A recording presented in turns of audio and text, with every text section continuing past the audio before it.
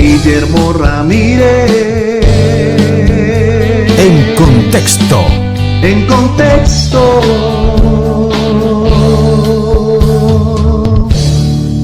Hola amigos, Biblias adulteradas. ¿En qué consiste el error? ¿De dónde proviene ese error? Vamos a enfocar en este tercer video a este tema desde un enfoque de más actualidad. Esto es En Contexto y así comenzamos.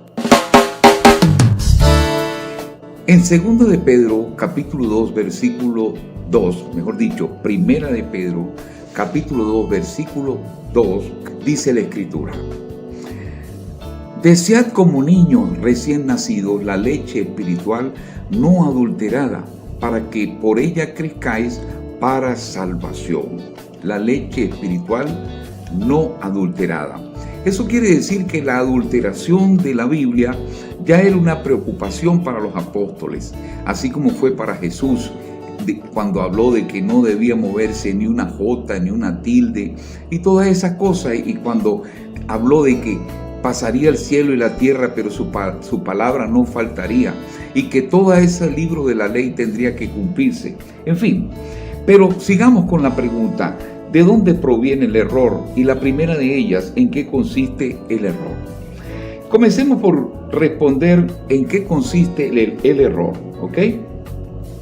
Hay una cantidad de libros no inspirados que ya de antiguo los tradicionalistas y los talmudistas del Antiguo Testamento, para venir un poco desde ese punto, ¿ok? Aunque hoy nos enfatizaremos más en el Nuevo Testamento,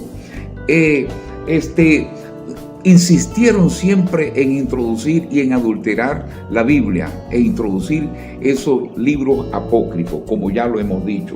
Pero esos tradicionalistas y talmudistas fueron resistidos por los maestros judíos. Los maestros judíos celosos de esa palabra, así como también por los profetas antiguos, quienes incluso reprendieron esa mala obra, así como Jesús y sus apóstoles ya eventualmente reprobaron y no hicieron referencia para nada con respecto a esos libros apócrifos con los cuales se pretendió adulterar el Antiguo Testamento, cosa que finalmente logró ya el catolicismo romano, porque el catolicismo romano, cuando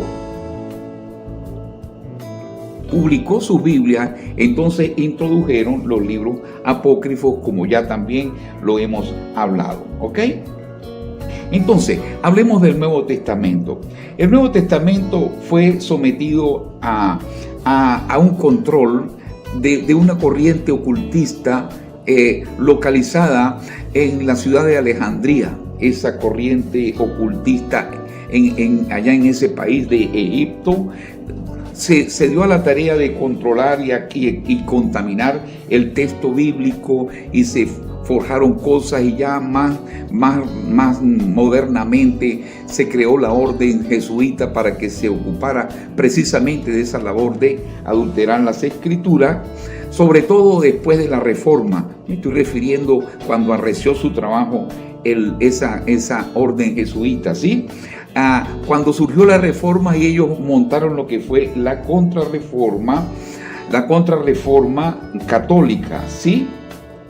Y la Biblia cayó bajo la autoridad del papado. Bueno, ya estaba bajo esa autoridad, y ellos, claro, estaban ya adulterándola, y luego surgieron los reformadores, quienes comenzaron a traducir las escrituras, como también hemos dicho, a las lenguas vernáculas: alemán, español, inglés, incluso portugués, la Biblia de Almeida, la Biblia en portugués, ¿sí?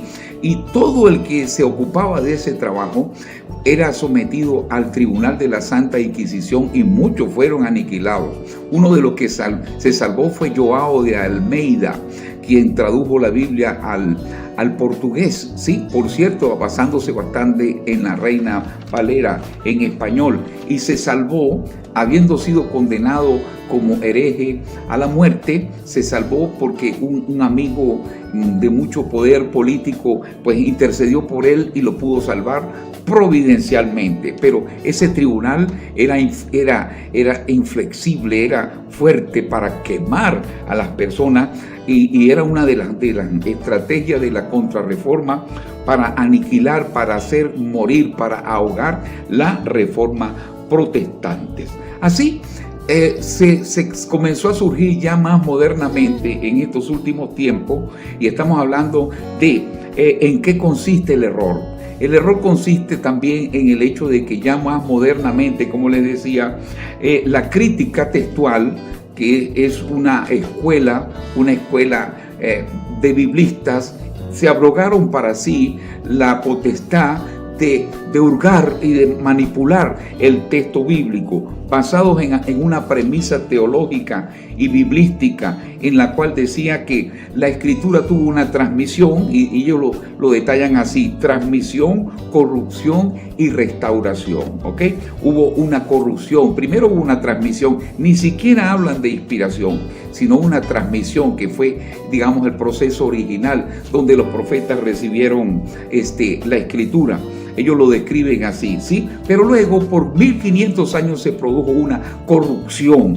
Y a causa de esa corrupción, ya estos biblistas se han ocupado y se han tomado para sí una tarea de manipular la Biblia y hacer una presunta restauración, ¿sí? Y esa restauración, o presunta restauración, incluyó el retiro de versículos. Por eso encontramos Biblias que no tienen versículos, se les han sido retirados, como ya también lo hemos mostrado en los anteriores programas. Versículos en el Nuevo Testamento, estamos hablando a un párrafo entero, párrafos como Marcos capítulo 16, versículos 9 al 20, pues ellos han retirado de muchas de esas Biblias protestantes, sí, que ahora protestantes, porque la sociedad bíblica, de la cual vamos a hablar un poco más adelante, ¿ok? Fue influenciada por el catolicismo, y bajo esos criterios de esa alta crítica fueron retirando versículos, fueron retirando párrafos enteros, como le dije, el de Marcos 16, 9 al 20, y donde no lo retiraban ponían una acotación donde decían: este párrafo no existe en los manuscritos más antiguos, según el criterio de ellos, ¿sí? Y según los textos que ellos utilizaron, ¿sí? Y vamos a ir hablando de esa cosa. Pero por otro lado también Juan 8 fue menoscabado, fue mutilado, y le colocaron también esa acotación: no existe. Y cuando hablamos de Juan 8, nos estamos refiriendo al acontecimiento que tuvo lugar entre Jesús y la mujer adúltera. Entonces imagínese usted, textos tan importantes como esos que han sido predicados por la iglesia, y por eso la iglesia está tan preocupada. Me refiero a la iglesia cristiana verdadera, porque esa mutilación está allí, ¿ok? Así como también ellos empezaron a elaborar una redacción de sus versículos favorable a los dogmas católicos, o sea, a la siempre Virgen María, ¿ok? Y a otros dogmas, sobre todo a la siempre Virgen María, incluso a la concepción, a la inmaculada concepción de María, o sea, según la cual María no solamente fue virgen cuando concibió, sino que también ella misma nació, digamos, de un parto virginal, y que ella misma nació virgen y siempre ha sido virgen. Ese es otro dogma ahí que ellos me tienen colocado allí. Entonces, esas traducciones fueron favorables a esos criterios, ¿ok? Entonces, hablemos de la segunda pregunta: ¿de dónde proviene el error? Lo que hablábamos era en qué consiste el error. Es una cosa tremenda, y ustedes lo van a revisar después, ¿ok? Sobre todo en el Nuevo Testamento, que es el que estamos enfatizando ahora, proviene de las fuentes, de sus fuentes que son utilizadas para ser producidos estos Nuevos Testamentos de las Biblias modernas que están siendo adulteradas, ¿correcto? También de la formación de sus biblistas, de sus bibliólogos, y de las editoriales productoras. Todo esto lo vamos a detallar en lo adelante, pero enfoquémonos en la fuente originaria de ese trabajo que ellos hicieron, ¿ok? Entonces, todo esto podemos analizarlo pensando en un texto que ellos llamaron, que se llamó el Codex Vaticanus, el Codex o el Código Vaticano, ¿ok? El Código Vaticano fue publicado por allá en el siglo IV por la Iglesia Católica. Y estuvo allí fuerte, ¿ok? Y se unió ya posteriormente, ellos lo unieron al códex sinaítico, ¿sí? Y esto dio lugar al Codex o al Código Alejandrino, ¿sí? Código Alejandrino que se confrontó al rollo o a los rollos del texto palestinense, o sea, el Codex, que sí es antiguo, el Codex Alejandrino, por allá, vamos a decir más adelante del siglo V, por allí, ¿sí? Ese lo confrontaron a los rollos que utilizaba Jesús y que desde Esdras venían en la escritura y que Jesús avaló, y como lo hemos dicho en los anteriores programas, ¿sí? Y de allí surgió lo que ahora se llama el texto crítico, ¿ok? El texto crítico, y de todo ese mover de cosas surgió también la Vulgata Latina, ¿sí? La Vulgata Latina, que fue el trabajo de Jerónimo de Estridón. En fin, así fue siendo manipulada la escritura y siendo alterada, ¿ok? Entonces, todo ese criterio de transmisión, corrupción y restauración en el cual ellos se introdujeron, ¿sí? Los biblistas de la alta crítica y del catolicismo, ¿sí?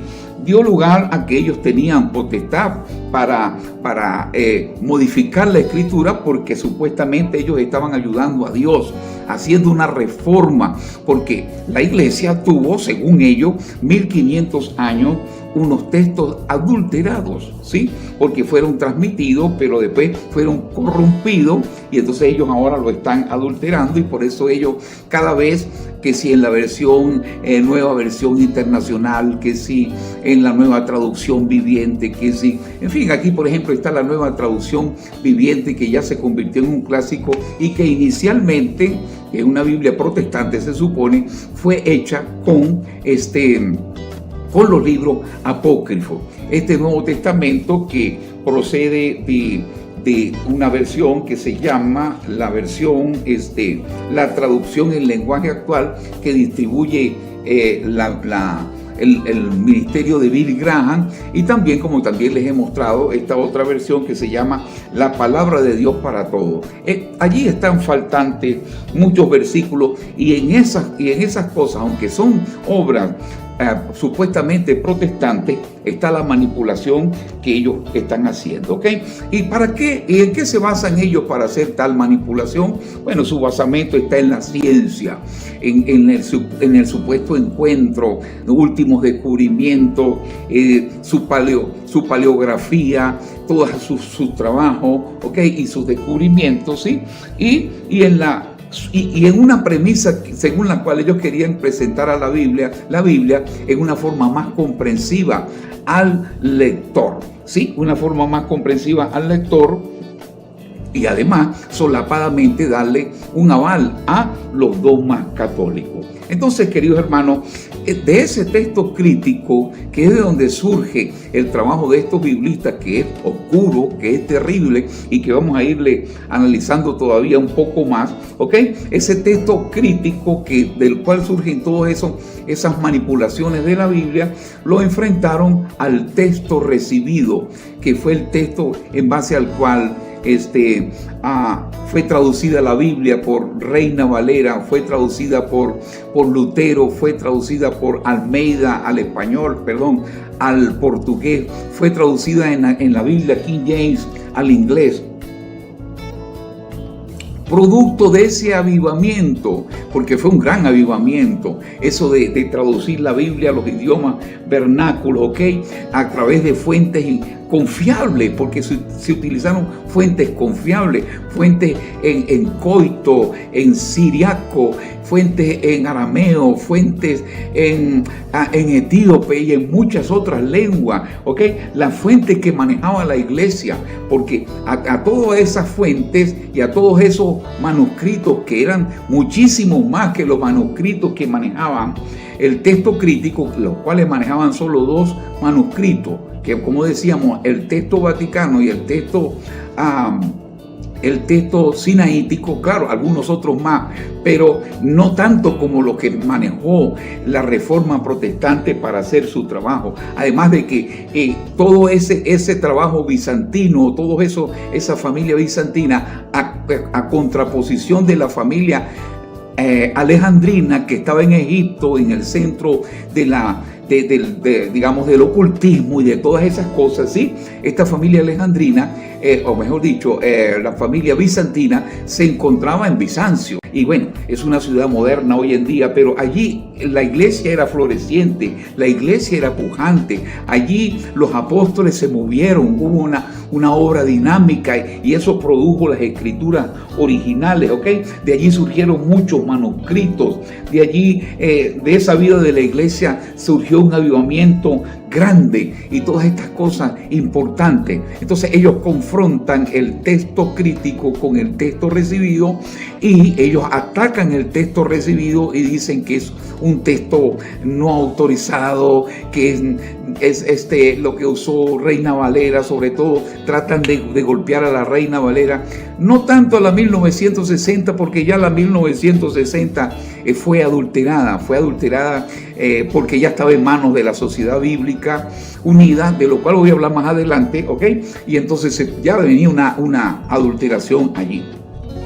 Bien, así respondemos un tanto de dónde proviene este error y vamos a ir destapando todas estas cosas, ¿ok? Por ahora te pido que te suscribas, dame una ofrenda a nuestro ministerio, una ofrenda, te vamos a pedir esa ofrenda. Suscríbete y también solicita un PDF muy bonito, muy bueno, muy amplio que tenemos, que se llama el glosario biblístico, ¿sí? Que te va a ilustrar mucho en cuanto a todos estos conceptos y en los cuales vas a conseguir también enlaces de internet para tu estudio y para todas tus cosas. Así que no dejes de ver el siguiente video y vamos a seguir analizando estas cosas en cuanto a la adulteración de la Biblia. Esto es En Contexto.